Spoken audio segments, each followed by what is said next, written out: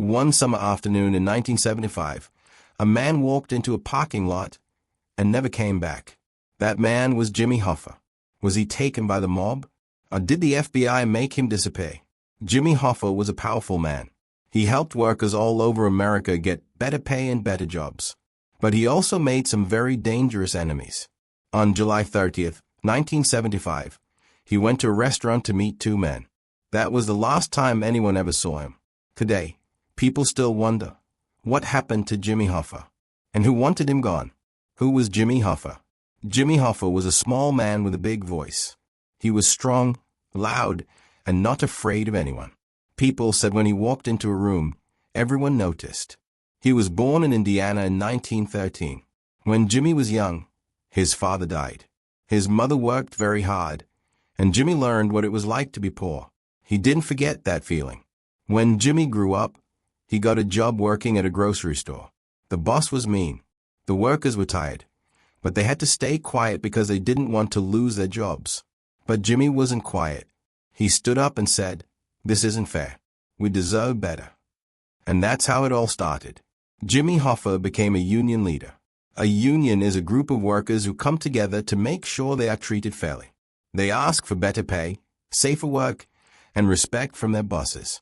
Jimmy joined a group called the Teamsters. They were mostly truck drivers who delivered food, clothes, and supplies across America. The job was hard and dangerous. Jimmy made it better for them. He told the workers, if we stand together, they can't push us around. And he was right. More people joined the Teamsters. More workers got raises. They got lunch breaks. They got pay time off. The Teamsters became very powerful. And so did Jimmy Hoffa. As the Teamsters grew, so did the problems. To make the union stronger, Jimmy needed money. He also needed people who could help handle things quietly when there was trouble. That's when the Mafia got involved. The Mafia is a secret group of criminals. They wear suits, but they break the law. They take money. They hurt people. And they don't like to be told no. Jimmy made deals with the Mafia. He thought he could control them. But the truth is, no one controls the Mafia. They helped him win fights with other unions. They helped get money for the Teamsters.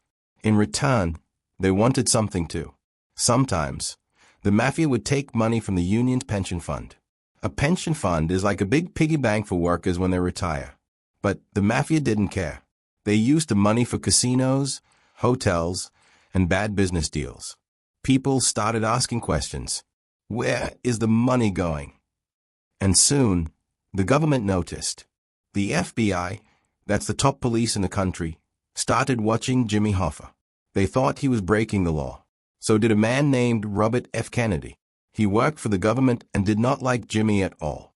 He once called him a thief in a suit. Jimmy and Robert Kennedy hated each other. They would yell at each other on TV. They were like fire and ice. The government looked into Jimmy's deals. They found missing money. They found ties to the Mafia. They found witnesses who were scared to talk. Finally, in 1967, Jimmy Hoffa went to jail. He was supposed to stay in jail for 13 years, but he only served 5. The president at the time, Richard Nixon, let him out early. But there was a rule. Jimmy couldn't run the union again. Jimmy didn't like that. He wanted his power back. And that brings us to the day he disappeared. It was July 30th, 1975, a warm Wednesday in Detroit, Michigan. Jimmy Hoffa put on his suit and tie. He told his wife, "I'm going to a meeting."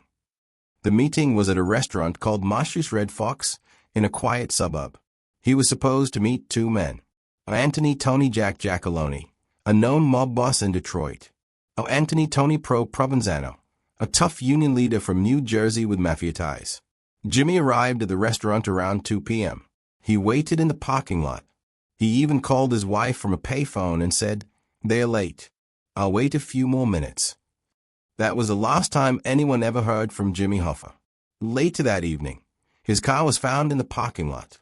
The doors were unlocked, but Jimmy was gone. No blood, no broken glass, no signs of a fight. Just gone. The theories. People were shocked. How could someone like Jimmy Hoffa just disappear? Some say the Mafia killed him. Maybe he was trying to take back power. Maybe he knew too much. Maybe they were afraid he would talk to the FBI. Others think the FBI wanted him gone. Maybe he was still working with the Mafia. Maybe he was a threat. Maybe they didn't want him stirring up trouble again. Some people think Jimmy was tricked into getting in a car. Others say he was taken to a house, hurt, and then buried under a stadium or crushed in a junkyard. But no one knows for sure. His body was never found. And even now, almost 50 years later, the case is still open. So what do you think? Did the Mafia silence Jimmy Hoffa? Did the FBI want him gone? Or is the truth something even darker that we'll never know? What could have happened to Jimmy Hoffa? After Jimmy Hoffa disappeared, people started guessing what really happened. But nobody could say for sure. The police didn't have enough clues. The newspapers were full of rumors. And the people who might have known something stayed very quiet. Let's look at the most talked about ideas. The big theories. Theory 1. The Mafia got rid of him. This is the theory most people believe. Remember the Mafia? The secret group of powerful criminals? Jimmy used to work with them. He needed their help to grow the Teamsters Union. But by 1975, the Mafia didn't trust him anymore. Some say Jimmy was trying to get back in charge of the union after he got out of prison. The Mafia didn't like that. They already had control of the money. They had friends inside the union. They didn't want Jimmy asking questions or messing things up. And there was one more thing. Tony Provenzano, also known as Tony Pro. Jimmy was supposed to meet Tony Pro the day he went missing. But Tony Pro had a big reason to hate Jimmy. While Jimmy was in prison, he and Tony Pro had a fight. Not just shouting. Some say it got very violent. Jimmy told other inmates he would never forgive Tony. So why would they agree to a meeting? Some people think the meeting was a trick, a setup. They say Jimmy was told to come to the restaurant, but Tony Pro never planned to talk. He planned to make sure Jimmy never left. Witnesses said they saw Jimmy get into a car with 3 men. That car was never found, and none of those men were ever arrested. Some believe Jimmy was taken to a house nearby, killed, and his body was destroyed. Some say it was burned. Others say it was crushed in a car junkyard. Some even believe is buried under a football stadium. But there's no proof, and the people who might know the truth, most of them are dead. The rest won't talk. Theory 2. The FBI was involved. This theory is harder to believe, but some people still think it could be true. Remember, the FBI had been watching Jimmy Hoffa for years. They knew about his connections to the Mafia. They knew he was powerful, and they knew he didn't play by the rules. Some say the government didn't want Jimmy back in charge of the Teamsters. They were afraid he'd start dealing with criminals again. Or worse, that he would reveal secrets. Could the FBI have done something to stop him? Some believe Jimmy was taken by secret agents. Others think he was sent into hiding and given a new life with a new name. Like a spy movie. But this theory has a problem. Why would the FBI let his family suffer for so long? Why not tell them he was safe? Still, there are strange things. Years later, FBI files were released, and some parts were blacked out. Names were hidden. Places were removed. Why? No one knows. Theory 3. A surprise double-cross. This theory says Jimmy was betrayed by someone he trusted. Not just the Mafia or the FBI. Jimmy had a lot of friends. But some of those friends were also friends with the Mafia. It's possible one of them made a deal behind Jimmy's back. One story says that Jimmy thought he was going to a friendly meeting. He thought he would talk things out with Tony Pro and Tony Jack. He might have believed they were going to help him get back in charge. But instead, someone Jimmy trusted handed him over to the people who wanted him gone. That would explain why he got in the car without a fight. That would explain why there were no signs of trouble. If someone you trust says, "Come on, I'll give you a ride," you don't say no. Theory 4. Something went wrong by accident. There's one more idea. What if Jimmy wasn't supposed to die? What if the meeting got out of control? Some believe the plan was just to scare Jimmy. Maybe rough him up or warn him to stop asking questions. But something went wrong. Maybe he fought back. Maybe someone panicked. In that case, his death was not planned. But once it happened, they had to cover it up. Fast. That would explain why there was no body. No phone calls. No one claiming they did it. Just silence. So many theories. But no answers. The FBI searched homes, cars, lakes, and even pulled up floorboards. They used dogs, helicopters, and secret recordings, but they never found JimmyHoffa. Some people say they know where he is, but every time someone comes forward, the tip turns out to be false. No body, no crime scene, no real proof. In 1982, 7 years after he vanished, JimmyHoffa was declared legally dead. But to this day, people are still searching. It's been almost 50 years since JimmyHoffa disappeared. He was a hero to some, a villain to others. He had friends in high places and enemies in the shadows. But the question remains, who made JimmyHoffa vanish? And why has no one ever told the truth? The main suspects, who might have taken JimmyHoffa. After JimmyHoffa went missing, the police and FBI looked at everyone who might have wanted him gone. They found 3 names that came up again and again. Each one had a reason. Each one had something to hide. Let's take a closer look at the top suspects. Suspect 1. Anthony Tony Pro Provenzano. Tony Pro was not just a union man. He was a dangerous man.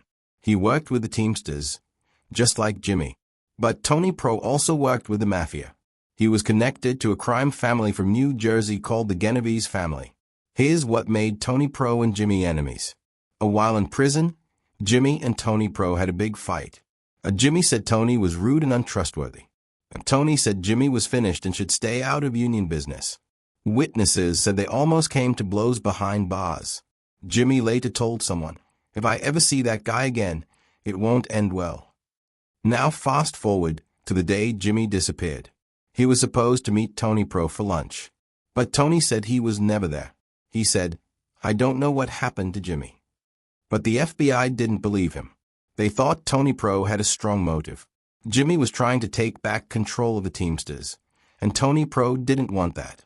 He had power, money, and friends in the Mafia. All of that could be in danger if Jimmy came back. And if the Mafia told Tony Pro to make Jimmy disappear, would he say no? Nobody could prove anything. But Tony Pro never gave a straight answer. He kept quiet. Suspect number 2. Anthony Tony Jack Giacalone. Tony Jack was another big name in Detroit's Mafia world. He was known as a fixer, someone who made problems go away.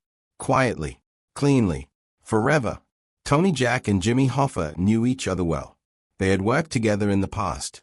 Some people say Tony Jack acted like a middleman between Jimmy and the other mob bosses. So why is Tony Jack suspect? Because Jimmy was supposed to meet him on the day he vanished. He said he didn't show up. But people say that's hard to believe. The FBI watched Tony Jack very closely after Jimmy went missing. They followed him, listened to his calls, and searched his home. But just like Tony Pro, he never talked. He smiled.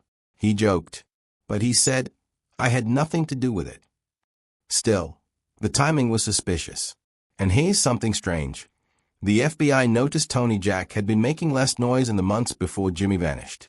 Like he was planning something. Like something big was coming. Was he helping set up the meeting?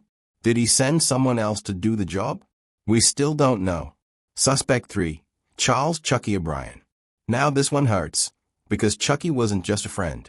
He was like a son to JimmyHoffa. Jimmy helped raise Chucky. He gave him jobs. He trusted him.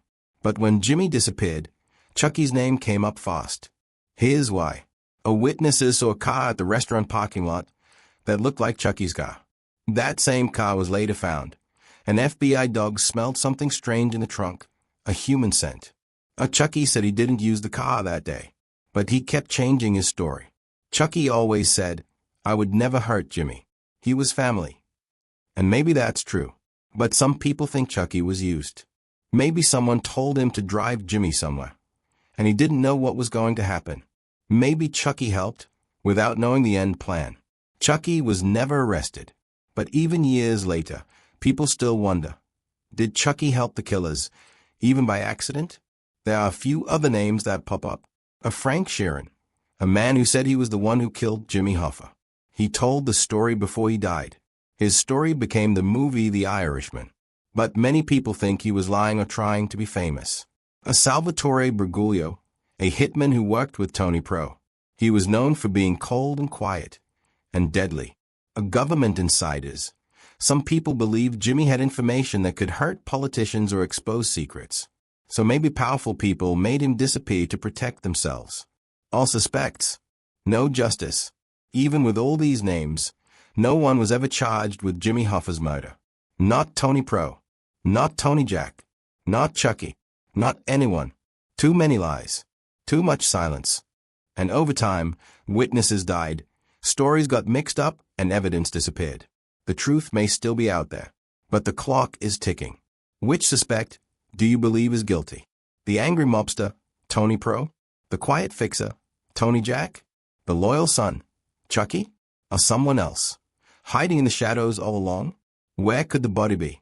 Jimmy Hoffa didn't just disappear. He vanished. Like a ghost. There was no body. No blood. No crime scene. Just a parked car. And silence. So where did he go? If someone killed Jimmy Hoffa, what did they do with his body? Let's look at the most talked about disposal theories. The ones that still haunt FBI files and news reports today. Theory 1. Buried under stadium. This is one of the most famous ideas. Some people believe that Jimmy Hoffa is buried under football stadium in New Jersey. The old Giant Stadium, to be exact. Here's the story. A truck came in during construction. It had something heavy in the back. Workers say it wasn't on the schedule. They dumped it in the wet cement. Then concrete was poured over it. That was the end. Years later, a man said, "I helped put Hoffa under the end zone." People laughed. But the FBI didn't. They actually dug into the field before the stadium was torn down in 2010. They didn't find anything. But they couldn't search the whole area. Is Jimmy Hoffa still there? Under the grass where people once cheered? We may never know. Theory 2. Burned in a trash incinerator. Another theory says Jimmy Hoffa was taken to a trash burning plant right after he died. A Mafia-connected garbage company in Detroit had a private incinerator, a huge machine that burns trash at super high temperatures. Everything turns to ash. Some believe that after Hoffa was killed, his body was taken there, wrapped up, and thrown in like garbage. No body, no bones, no trace. One man even told the FBI, "You'll never find him. We turned him into smoke." It sounds like a movie plot, but burning a body that way would mean no evidence ever comes back. It's a perfect crime, if it's true. Theory 3. Crushed in a car junkyard. This idea feels very mob style. The story goes like this. Jimmy Hoffa was taken to a car junkyard. There, he was put into the trunk of a car. Then the car was thrown into a machine called a car compactor. It crushed the whole car, flat as a pancake. Then the crushed car was shipped away as scrap metal. Some say it went on a boat to Japan. Others say it was melted down and used in other cars. That means parts of Jimmy Hoffa could be driving on the highway today. It sounds wild, but the FBI did search some car lots in Detroit after he disappeared. They never found the exact car. Still, it could have happened quickly, all within hours of his disappearance. Theory 4. Buried in a field or under a house. Some believe Jimmy Hoffa was taken to a quiet place, like a farm, a cabin, or an old house. There are dozens of stories like this. A man said he helped dig a hole on a farm the night Jimmy vanished. Another claimed Jimmy was buried under a house's concrete floor in Michigan.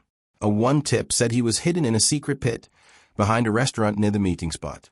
The FBI did dig at several spots, farms, garages, and backyards. Sometimes they found animal bones. Other times, nothing at all. But these tips kept coming. The only problem?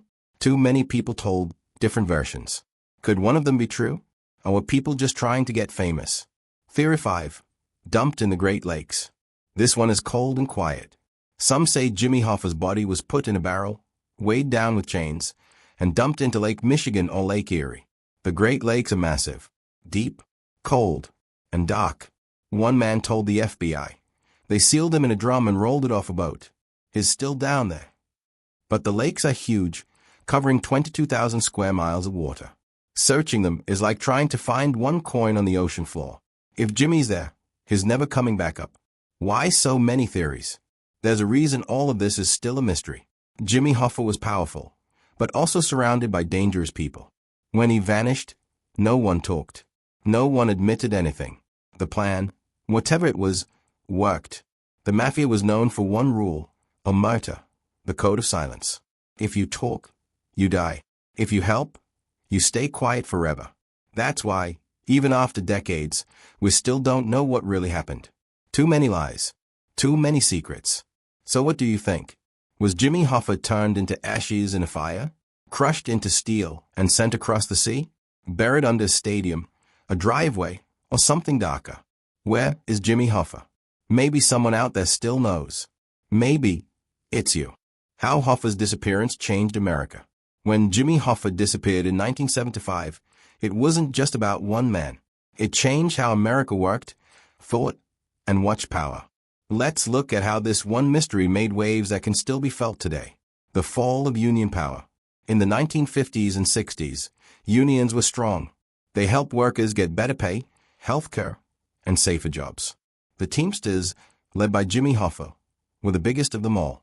Hoffa made deals with bosses and businesses. He also made deals with criminals. He was powerful, but also dangerous. After he disappeared, people lost trust in the unions. They started asking, are the unions helping us? Or are they just helping the mob? The government stepped in. They started watching unions more closely. New laws were passed. The Teamsters were kicked out of the AFL-CIO, the main group of unions in the U.S. Unions began shrinking. Membership dropped. Workers no longer saw them as untouchable heroes. They were just human, and sometimes crooked. Today, fewer Americans are in unions than ever before, and Hoffa's case was a turning point. The mob got exposed. Before Hoffa's disappearance, the Mafia worked quietly. They were scary, but invisible.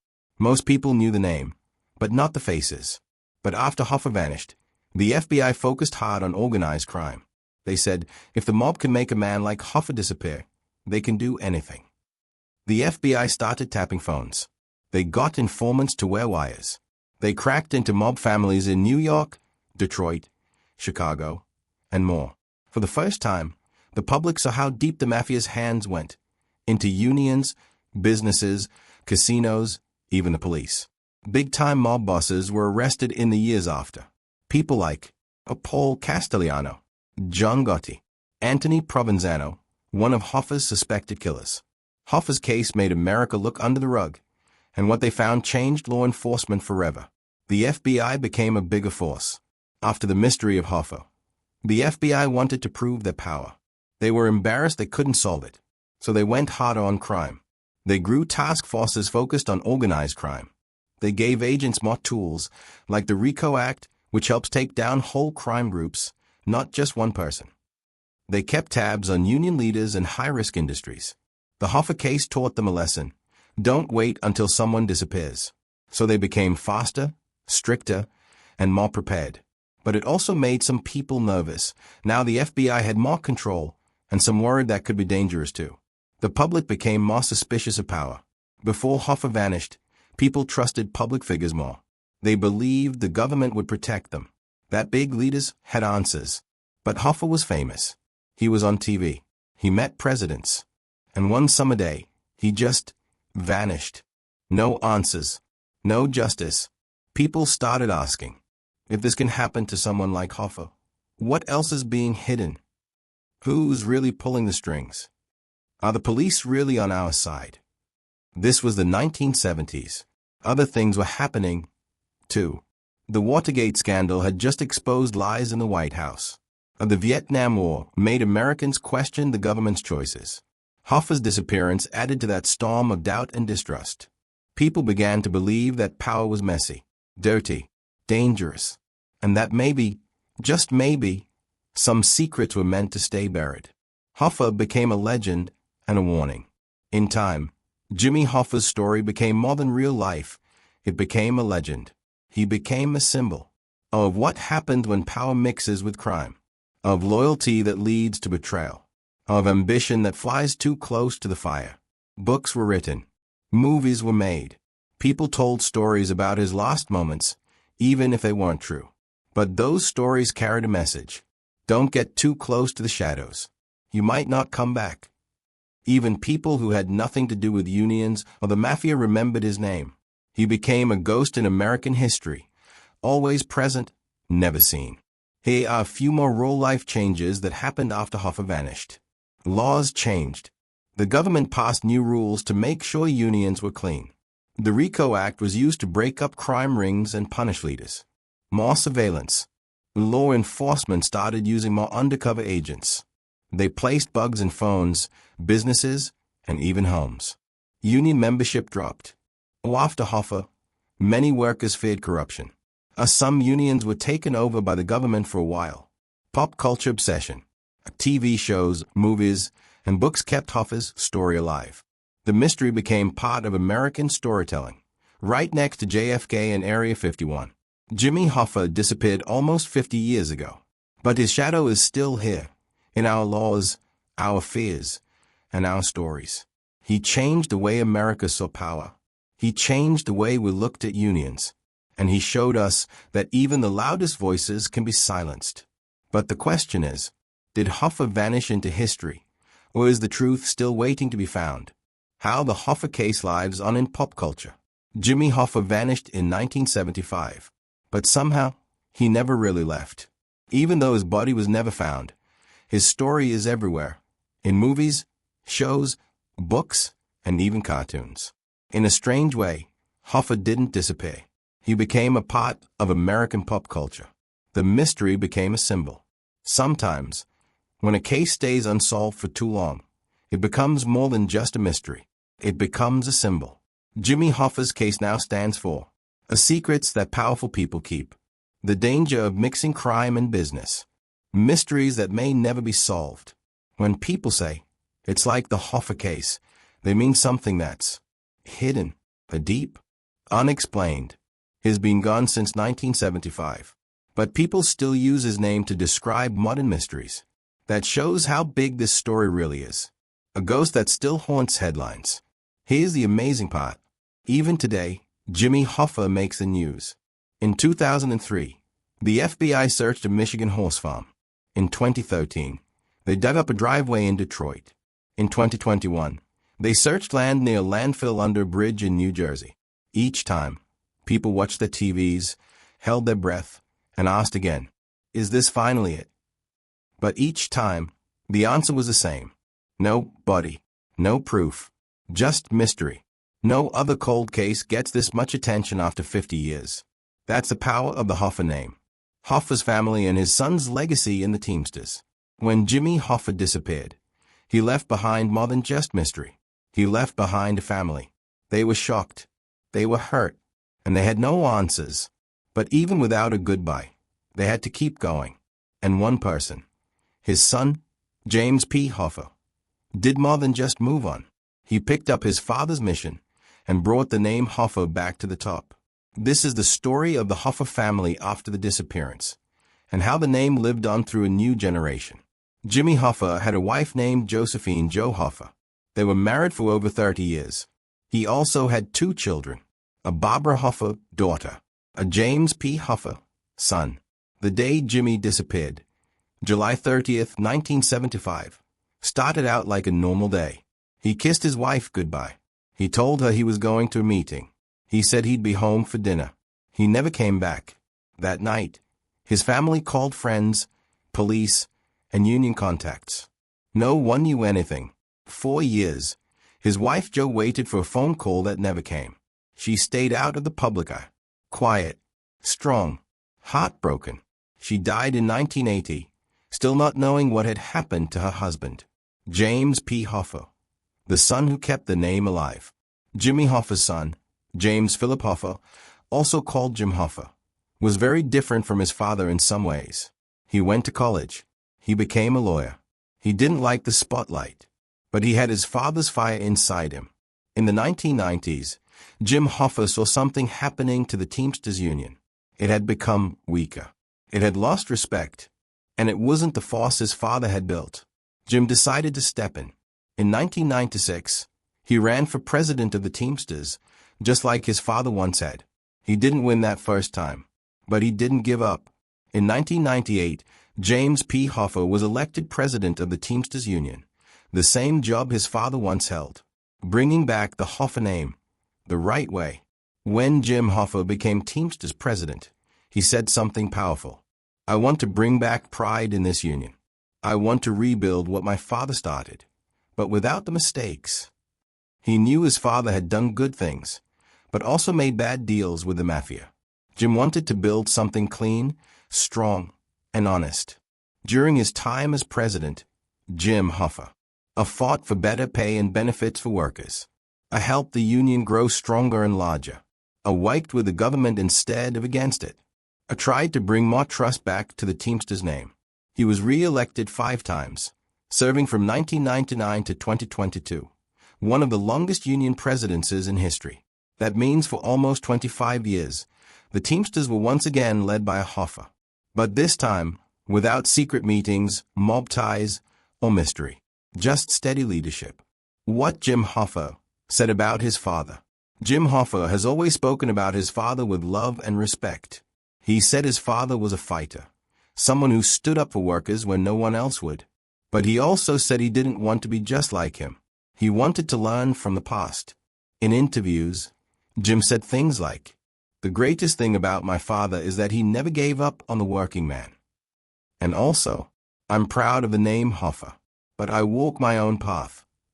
Jim never claimed to know what really happened to his dad, but he did say he believes it was a hit by the mob, likely because his father wanted to take back power. He said it was painful to grow up with the mystery. Every time the news said, "We may have found Hoffa," his family had to relive the pain again. But Jim didn't let it stop him. He turned the pain into purpose. Under JimmyHoffa's leadership, the Teamsters added hundreds of thousands of new members. Fought for UPS drivers, waste workers, freight truckers, and more. Supported movements for immigrant labor and gig economy workers. Rebuilt a better relationship with the public. No one is perfect. But JimmyHoffa helped take the union from a dark place into a more open and respected one. When he retired in 2022, people thanked him for making the Teamsters strong again. The right way. JimmyHoffa's family today. JimmyHoffa's daughter, Barbara, has stayed mostly out of the public eye. James P. Hoffa, now retired, sometimes still gives speeches. He talks about his father's legacy and the future of labor in America. The family never got closure. No body, no funeral, no answers, but they kept going. And they made the name Hoffa mean something again, not just mystery, but mission. JimmyHoffa vanished in 1975, but his family didn't fade away. His wife waited. His children carried on. And his son brought the Hoffa name back to where it started, leading workers, standing tall, and fighting for fairness. The mystery is still unsolved. But the legacy, that part, lives on. JimmyHoffa, power, mystery, and legacy. JimmyHoffa was many things. A fighter, a leader, a father, a friend to some, and a threat to others. He rose from nothing, a poor boy who lost his father, to become one of the most powerful men in America. He didn't work in a tall building. He didn't wear a crown, but he held the loyalty of millions of workers. He gave truck drivers, warehouse workers, and factory men the power to say, "We deserve better." He was brave. He was bold. But he also made mistakes. And on July 30th, 1975, JimmyHoffa stepped into a parking lot and never came back out. JimmyHoffa was never afraid to speak his mind. He went head-to-head with presidents. He shouted back at senators. He even challenged the Mafia, the very people who once helped him rise. But power comes with a price. And when you stand in the way of too many powerful men, government agents, mob bosses, union enemies, sometimes you disappear. No goodbye, no grave, just an empty car in a parking lot, and questions that never go away. The final question. So now, we leave you with one last thought. JimmyHoffa gave everything for the cause he believed in. He stood up to the biggest powers in America, the mob, the government, the rich, and said, "You don't control me." But when he tried to take his power back, someone made sure he wouldn't rise again. Even now, 50 years later, the case is still open. The FBI is still looking. The world is still wondering. And his story still lives on.